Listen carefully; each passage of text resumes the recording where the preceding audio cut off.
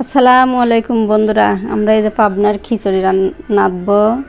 গোস্ত মুরগি আলাদা নাদবো, আর লগে এই যে বুনা খিচুড়ি, এই যে গোস্ত আর এই যে বুনা খিচুড়ি আমরা এখন এটা রান্না করব।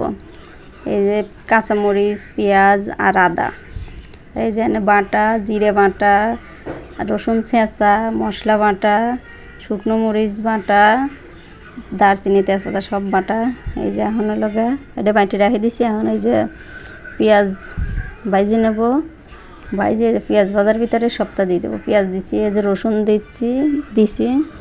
রসুন দেওয়ার পরে এই যে কাঁচামরিচ দেব। কাঁচামরিচ দেওয়ার পরে এই যে মশলা বাটা দিলাম। মশলা বাটা দেওয়ার পরে এই যে শুকনো মরিচ বাটা দিছি। শুকনো মরিচ বাটা দেওয়ার পরে আদা বাটা দিছি। আদা বাটা এটা এখন হলুদ দেব।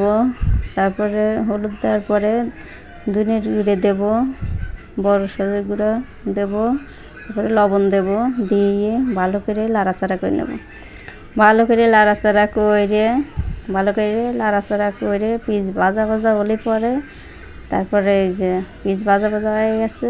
তারপরে এখন আমরা এই যে মুরগির গোস্ত দেব, ব্রয়লার মুরগির গোস্ত।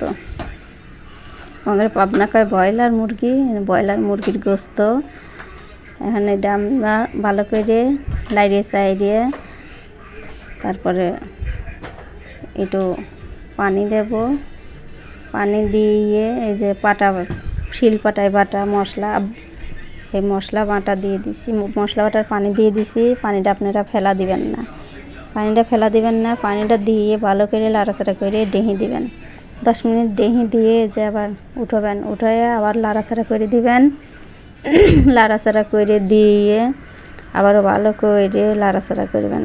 লাড়াচাড়া করে আবার ডেহি দিয়ে আবারও উঠায় আবার লাড়াচাড়া করবেন। লাড়াচাড়া করে আবারও আমি ডেহি দেব। ডেহি দিয়ে ভালো করে লাড়াচাড়া করে এখন এই যে আমরা খিচুড়ি আহাই দেবের জন্য খিচুড়ি যে কাঁচামরিচ, পেঁয়াজ, রসুন, তারপরে বাটা মশলা, সব বাটা মশলা, এই যে আদা বাটা, রসুন বাটা, পেঁয়াজ সব বাটা ভিতরে দেব। দিয়ে ধনের গুঁড়ো, তারপরে হলুদের গুঁড়া দিয়ে লবণ দিয়ে তারপরে এটা মাখাবো। এই যে লবণ দিয়ে এটা মাখাবো। ভালো করে মাখানোর পরে তারপরে আমরা এই যে চাল দিয়ে ধুয়ে রাখছি। ধুয়ে রাখার পরে এই যে পাতিলের ভিতরে দিয়ে ভালো করে মাখাবো। তারপরে সয়াবিনের তেল দিয়ে দেবো। সয়াবিনের তেল দিয়ে ভালো করে আবারও মাখাবো। তারপরে আমরা এই যে সয়াবিনের তেল দেব, দিয়ে ভালো করে মাখাবো। ভালো করে চতুর্দিক ঘুরে মাখাবেন। পানি দিয়ে দেব। পানি দিয়ে এই যে আমরা চুলায় দেব। মাপ মতন পানি দিবেন। পানি দিয়ে চুলায় দিবেন। চুলায় দিয়ে জাল আসলে ভালো করে সুন্দর করে লাড়াচাড়া করে দিবেন। পলক আসলে তারপরে লাড়াচাড়া করে দিয়ে যে আমার খিচুড়ি হয়ে গেছে। তারপরে এখন আমরা আবার গোস্তের কাছে যাবো। এই যে আমার গোস্ত, মুরগির গোস্ত আংসানি হয় নাই, আংসা পিছি এখনও। তারপরে আংসাটি ভালো করে সাইবে এই যে আমার মুরগির গোস্ত হয়ে গেছে।